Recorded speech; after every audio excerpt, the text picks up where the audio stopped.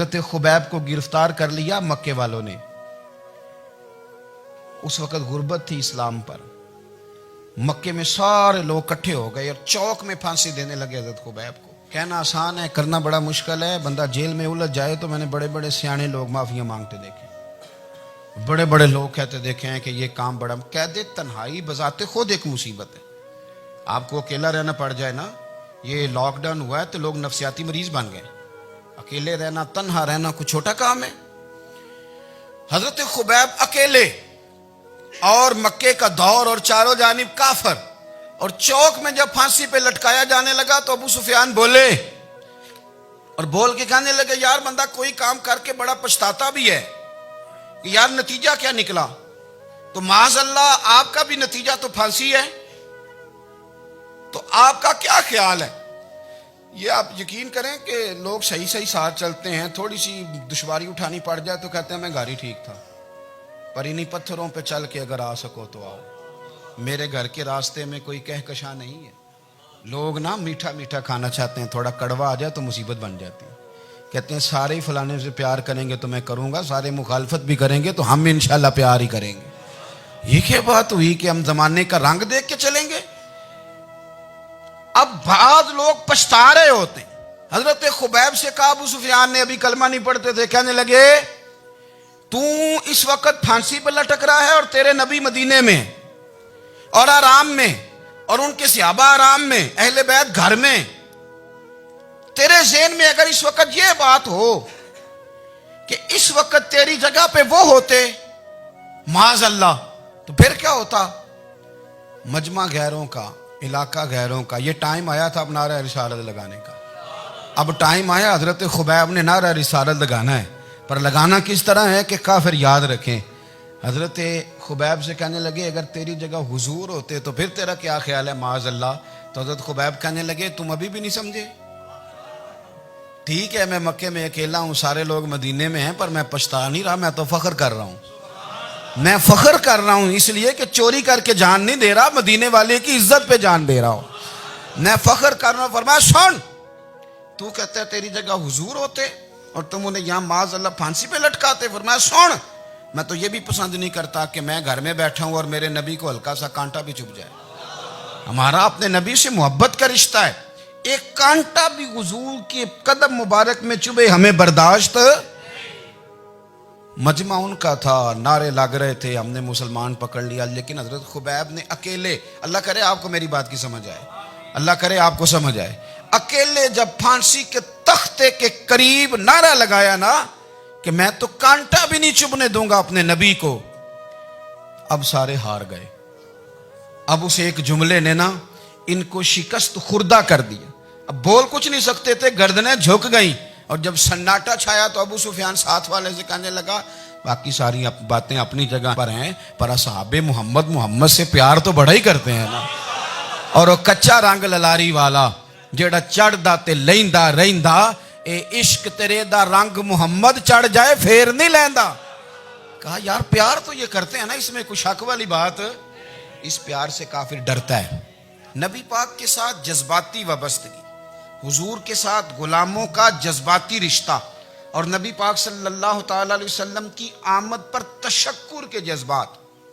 امام رازی نے لکھا ہے کہ حضرت موسیٰ کلیم اللہ علیہ السلام نے تورات کی تختیوں کے اندر ایک امت کا ذکر پڑھا کہ جو امت گناہ کا ارادہ کرے گی تو گناہ لکھا نہیں جائے گا جب تک کر نہ لے، اور نیکی کا ارادہ کرے گی تو رب ان کی نیکی لکھ دے گا، اور جب وہ کر لے گی تو اللہ 10 گنا اجر عطا کرے گا. اور وہ ایسی امت ہوگی کہ جن کے چہرے قیامت کے دن نور کی طرح چمکیں گے، اور وہ امت ہوگی جن کی اللہ تعالیٰ زمین ساری پاک فرما دے گا، جہاں نماز پڑھیں گے نماز ہو جائے گی. یہ تذکرے پڑھ کے تو حضرت موسیٰ کلیم عرض کرنے لگے اللہ یہ امت میری بنا دے. تو رب کریم نے فرمایا کہ موسیٰ نہیں، یہ تو میرے محبوب کی امت ہے. فرمایا یہ تو میرے نبی پاک کی امت، حضور کی امت. اللہ اکبر. حضرت موسیٰ معمولی آدمی نہیں، وہ جلیل القدر پیغمبر ہیں جن کا قرآن کے ہر سپارے میں تذکرہ ہے، کہیں واضح طور پہ کہیں اشارتاً، ہر پارے میں. اور حضرت موسیٰ اللہ کے وہ نبی ہیں جو رب سے ڈائریکٹ باتیں کریں کوہ طور. کہا اے موسیٰ یہ امت تو میرے نبی کی ہے. تو حضرت موسیٰ علیہ السلام عرض کرتے ہیں، امام راضی نے لکھا ہے، کہتے ہیں اے اللہ پھر مجھے اپنی نبی کی امت میں شامل کر۔ وہ یار ہمیں لوگ کہتے ہیں میلاد نہ مناؤ، جس امت میں آنے کے لیے حضرت موسیٰ نے دعا مانگی، جس محبوب کی غلامی کے لیے، ہمیں تو دعا بھی کوئی نہیں مانگنی پڑی، اللہ نے فضل سے ہی مدینے والے کا غلام بنا دیا۔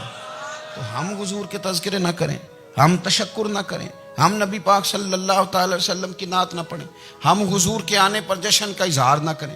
ہر وہ جائز طریقہ جس سے اظہار خوشی ہو سکے وہ میلاد پہ کرنا چاہیے، اور اس کے لیے اسباب بنانے چاہیے۔ امت کا ایک جذباتی انداز ہونا چاہیے نبی پاک کے ساتھ، ایک وارفتگی، ایک ذوق، ایک طبیعت کے اندر وجدان۔ نعرہ مطلب اس طرح نہ ہو کہ بس چل رہا ہے کام، میں نہیں ہوں قائل، میں کہتا ہوں پہلے تو کوئی لگائے نہ، اور پھر نعرہ جب لگتا تھا نا تو مسلمانوں کے یہاں نعرہ لگتا تھا تو بڑے بڑے لوگ کانپ جاتے تھے۔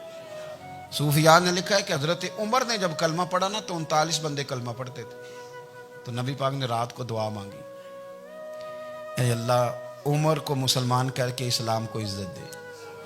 حضرت عمر سویرے آ گئے، میں وہ تفصیل میں نہیں جاتا، بات لمبی۔ حضرت عمر جب آئے نا اور انہوں نے آتے جب کہا نا کہ میں کلمہ پڑھنے آیا ہوں، تو حضور اتنے راضی ہوئے کہ نبی پاک نے کہا اللہ اکبر، تو صحابہ نے نعرے لگائے اللہ اکبر اللہ اکبر، یعنی 40 لوگ مسلمان ہوئے تو نعرے لگے۔ ہمارے صوفیاء کہتے ہیں حضرت عمر کے آنے پر جب نعرے لگے تو بتاؤ کہ وہ تو نعرہ تکبیر لگا، نعرہ رسالت کیوں نہیں لگا؟ تو کہتے ہیں گویا ہمیں حضور نے یہ سمجھایا ہے، حضور کے اشاروں نے سمجھایا ہے کہ میں اب اپنے نعرے خود تو نہیں نہ لگاؤں گا، میں نے تو اللہ اکبر کہہ دیا، عمر آ گیا ہے، میرے نعرے لگاتا رہے گا، نعرے لگیں گے۔ حضرت عمر نے پہلے دن ہی کہا کہ حضور آپ سچے رسول ہیں تو چھپ چھپ کے نماز کیوں پڑھیں؟ شروع ہو گئے نعرے، حضور آپ سچے ہیں تو چھپ چھپ کے نماز کا کیا معنی ہو؟ تو حضور نے فرمایا تیرا کیا ارادہ ہے؟ حضور سارے نہیں، ایک میں، ایک امیر حمزہ، ایک لائن کے آگے وہ لگ جائے، ایک کے آگے میں لگ جاؤں، اور باقی مسلمان جتنے ہیں کل 40 تھے، پیچھے 18 19 بچیں گے، تو ایک لائن میں وہ ہو جائیں، ایک میں آگے، ایک میں امیر حمزہ ہو، ایک میں ہوں، تو دیکھ لیتے ہیں یہ ہمیں نماز کیسے نہیں پڑھنے دیتے۔ ہاں دیکھ لیتے ہیں، آئے نا میدان میں، ادھر آ ستمگر ہنر آزمائیں تو تیر آزما ہم جگر آزمائیں، اور غلامان محمد جان دینے سے نہیں ڈرتے، یہ سر کٹ جائے یہاں رہ جائے کچھ پرواہ نہیں کرتے۔ فرمایا بھی پتہ چل جاتا ہے نا، ایک لائن میں حضرت امیر حمزہ ہو گئے، ایک میں حضرت عمر ہو گئے۔ پہلے یہ مارتے تھے جو حرم شریف میں مسلمانوں کے طریقے پہ نماز پڑھتا تھا، یہ جلوسوں کی بڑی برکت ہے، اندر بیٹھے رہے نا چپ کر کے، نکل جائیں تو پتہ کچھ بھی نہیں چلتا۔ جب نکلتے ہیں نا لوگ کہتے ہیں جلوس کیا معنی ہے، تو میں بتاتا ہوں نا جلوس کا معنی کیا ہے۔ حضرت عمر نے باہر نکلے 2 لائنوں کا جلوس، لمبا بھی کوئی نہیں، بندے بھی 40، اور جناب فاروق اعظم باہر نکلے تو عمر کا نعرہ، عمر کا، حضرت عمر نے یوں کر کے آستینیں بازو کی چڑھا لیں، اور اپنے گلے میں جو ان کے رومال تھا نا اس کو یوں سینے پہ باندھا، اور اس ہاتھ میں تلوار تھی تو یوں کر کے باہر لہرائی، کہنے لگے او مکے کے کافرو ادھر آؤ میرے سامنے، جس نے اپنی بیوی بیوہ کرانی ہو، جس نے بچے یتیم کرانے ہوں، وہ آئے میدان میں، مصطفیٰ کے غلام آج سڑکوں پہ نکل آئے میدان میں ہمارے سامنے ہمارا مقابلہ کرے، آئے نا میدان میں، ہم نکلے ہیں، اب ہم یہاں کعبے میں اعلانیہ نماز پڑھیں گے، ہم پڑھیں گے، طاقت ہے تو آؤ نا ہمارا مقابلہ کرو، آؤ۔ کفر بذات خود بہت بڑا جھوٹ ہے، اور جھوٹ کے پیر بس 2 بندے نکلے تلواریں لے کے آگے، تو پھر حضرت عمر نے اعلانیہ نماز پڑھوائی خانہ کعبہ۔ تو میرے بھائی رسول اللہ صلی اللہ علیہ وسلم کے غلام تو جب نعرہ لگاتے تھے تو ہو ہی کمال جاتا تھا۔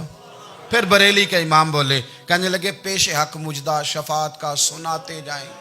حضور قیامت کے دن آگے نا ہمارے آگے خوشخبری دیں گے، کہیں گے تم فکر نہ کرو، آ جاؤ میں تمہیں بخشواتا ہوں، میں تمہاری سفارش، آ جاؤ پیچھے۔ حضور نہ پیش حق مجدہ شفاعت کا سناتے جائیں گے۔ یقین کریں بریلی کے امام کو بھی بڑا ہی رنگ آتا ہے بیان کرنے کا، کہنے لگے آپ روتے جائیں گے، اللہ کو منانا ہے نا حضور نے، کہتے ہیں پیش حق مجدہ شفاعت کا سناتے جائیں گے، آپ روتے جائیں گے پر ہم کو ہنساتے جائیں گے، باغ جنت میں محمد مسکراتے جائیں گے، پھول رحمت کے گریں گے ہم اٹھاتے جائیں گے، اور حشر میں ہوگا ہمارا داخلہ اس شان سے ہم یا رسول اللہ کا نعرہ لگاتے جائیں۔ ہم یا رسول اللہ کا نعرہ. امام راضی کہتے ہیں حضور نے ایک رکا پکڑا چھوٹا سا, ایک بندے کو لوگ دوزخ میں لے کے جا رہے ہیں. اچھا مجھے ایک بات بتاؤ, فیصلہ پہلے ہو گیا ہے, اللہ کے سامنے ہوا ہے, اور فیصلہ ہو گیا اور طے ہو گیا کہ دوزخ میں جانا ہے. وہ قریب پہنچ گئے دوزخ کے, تو حضور نے دیکھ لیا, اور بتایا کس نے؟ حضرت آدم نے. حضرت آدم کہنے لگے حضور وہ آپ کے غلام کو دوزخ میں لے جا رہے ہیں. نبی پاک آگے گئے. کیا پڑھتے ہیں ہمارے بھائی؟ حضور نے مجھے ان سے چھڑا کے چھوڑ دیا. نبی پاک صلی اللہ علیہ وسلم آگے گئے, فرمایا ادھر آؤ, کہاں لے کے جا رہے ہو؟ اللہ کے سامنے فیصلہ ہوا ہے نا, فرشتوں نے کیا ہے نا. فرشتے کو کسی سے بددیانتی تو نہیں نہ کرتے, فرشتوں نے جو کیا ٹھیک کیا ہے نا. کیوں لے کے جا رہے ہو؟ سونے گناہ زیادہ ہیں, نیکیاں تھوڑی ہیں. فرمایا میرے سامنے تو لو. کسی فرشتے نے نہیں کہا کہ سونے معاذ اللہ ہم کو بے ایمان ہے, ہماری کوئی سے زد چل ساڈا کو بننا سان جائے دے نال. بھائی میرا مطلب ہے صحیح تولا ہے, فیصلہ ہے, فرمایا دوبارہ تولو.